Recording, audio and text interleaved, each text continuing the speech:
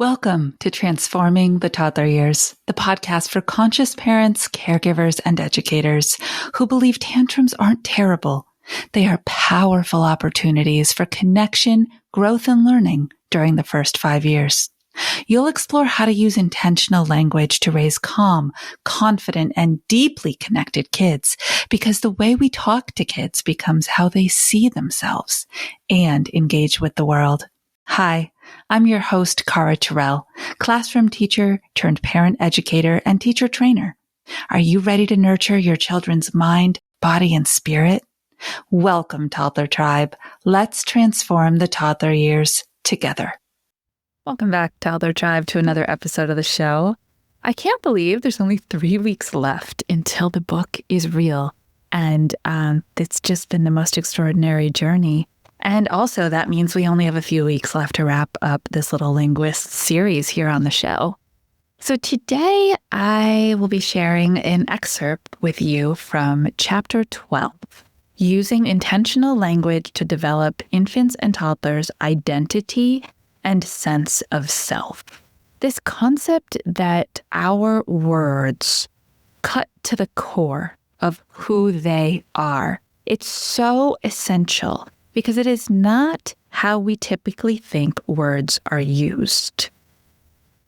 Words inspire action. And yes, they can. And we've talked about different ways to help kids move their bodies into good, confident, healthy movement and action towards meeting a goal or following a direction. But words, what they really do is they go to the heart set of humans. When I lead workshops, professional development seminars, or stand on keynote stages, I very often do an activity where I look out at the audience and just out of nowhere, I start talking, but not what they would expect. I throw out, no. Why did you? Why can't you? Why do you never? Stop. That's enough. Those words cut to the core, and I know you feel it when I say it. They pierce our souls into our identity space. Why can't you? Lands as, I'm someone who can't. Why do you never? Lands as, I'm someone who never finishes what I start. I'm someone who never does it right. If words have this power, and they do, then we need to choose them wisely, especially when we are dealing with little ones who don't have an entire vocabulary yet. They don't have a full language yet to communicate their meaning with us. Just a little PSA, you may hear a little one in the background. I am holding an infant on my lap as I record this episode for you. So if you hear some squeaks or some snores, maybe even a squawk, that's why. So, Chapter 12.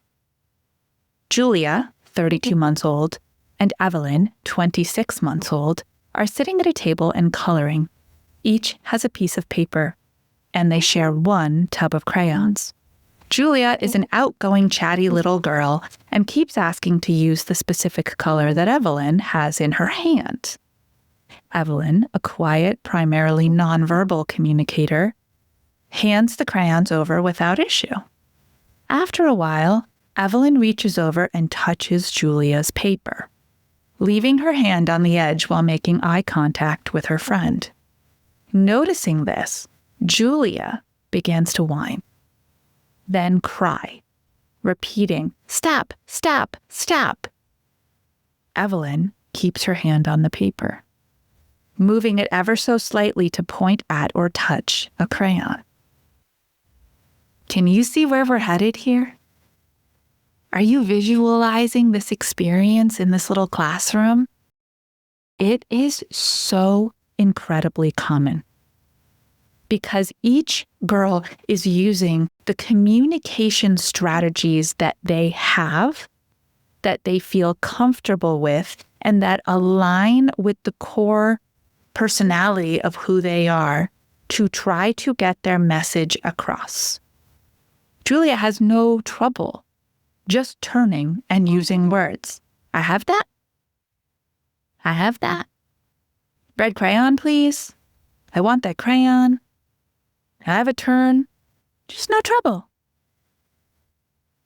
That is not a skill set for communication that Evelyn has yet. It doesn't come as easily. It doesn't come as naturally. And clearly, she's not someone who uses words as much as Julia. What she does have are these non-verbal social communication cues, using her hand to reach out, pointing at things, eye contact as a request point. Now, as the adult observing, I understood what each of these meant, because communication is not just words. But Julia did not. She didn't see it as an outreach or a request. She saw it as an invasion of her space, her privacy, and her things. Right? Because this is what the toddler world is like. I am learning how to interact with you while I see the entire world and experience the entire world through my own lens. It's called the pre-operational phase. Look it up if you want to learn more about it.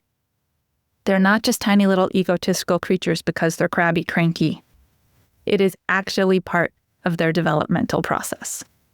Keen observation of each girl's social communication reveals that Julia is confident using her voice to ask for things which she wants, while Evelyn struggles to use words in social settings.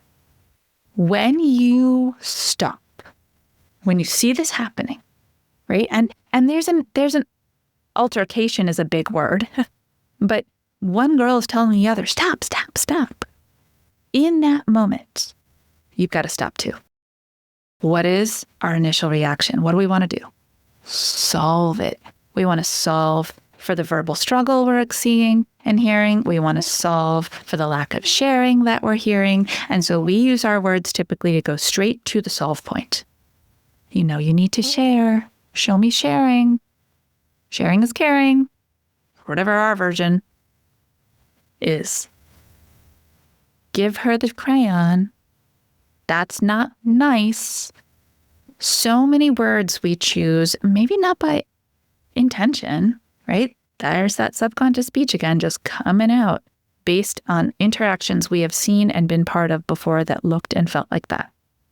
What if we did exactly what Julia was saying and we just stopped and we observed and asked ourselves, what is each girl trying to say with or without words?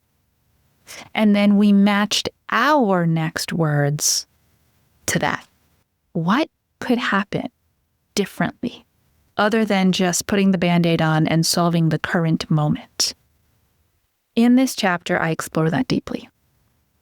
I share the words that we can choose, why they are so soothing to the identity, so soothing to that developing sense of self, while also inviting this other little girl to see the world just for a smidge through her friend's eyes, to experience the world for a millisecond through her friend's feelings. This is actually how we teach regulation. I know we do a lot of teaching of self for our littles, and that is important. The stopping, the deep breath, the positive affirmations, they're all very important. Raising a self-aware, conscious human, very important. Raising a self-aware, conscious human who can do that alongside another person, you're raising a co-regulator, not just a self-regulator. And that really needs to be our goal. Because I'll be honest with you, the world that we are walking into The world that your infants, toddlers, and preschoolers are inheriting, it's not a social world. It has been stripped down into, like, the technology that was meant to connect us actually isolated us more. The development of our self from a young age through gross amounts of time. By gross, I mean good.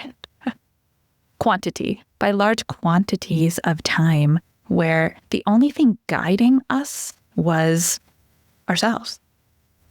A little boredom here, a little free play there, a little brain power taking over. I wonder if I try that. That didn't work. What else can I do? That's not the world that your children are inheriting. It's just not. And I don't love to be the one to say this, because if I had my utopian vision, like, every device would just get thrown away. And I know the irony in me saying that as I sit in front of a device recording this for you. I get that. But like, every device for children, every screen for children would disappear, and they wouldn't even know they existed. But it's not a reality-based perception. AI is here. AI has already started to drive the bus on how your kids will interact with others and how they will learn and what the world is going to look like. What you get to do is decide, are you turning your kids over to the new world and let them be the next generation of a social experiment that, I mean, if we're being honest, we know is going to go badly. Social media did things to the last generation of children that we can't even wrap our heads around. We are just starting to see the damage for our 20-year-olds or 25-year-olds. It's absolutely sad. So are you willing to take this next best risk? Or are you somebody who is going to invest as much time as you have? And the cool part about time investment with your kids is it really is about quality over quantity. 20, 30 incredibly intentional minutes of interactive play with your child. 5 minutes.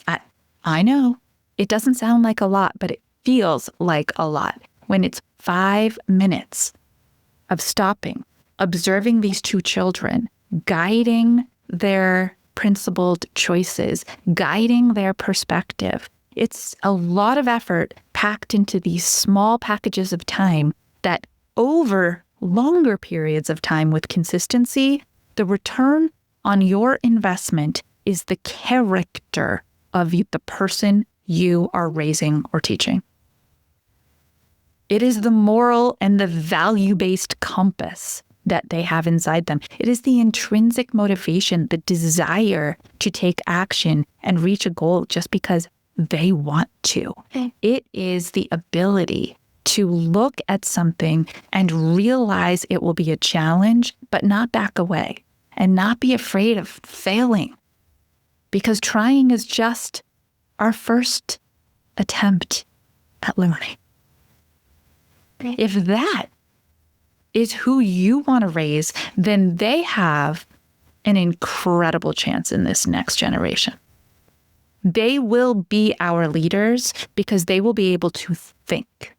They will be the problem solvers because they will be able to create the solutions by thinking.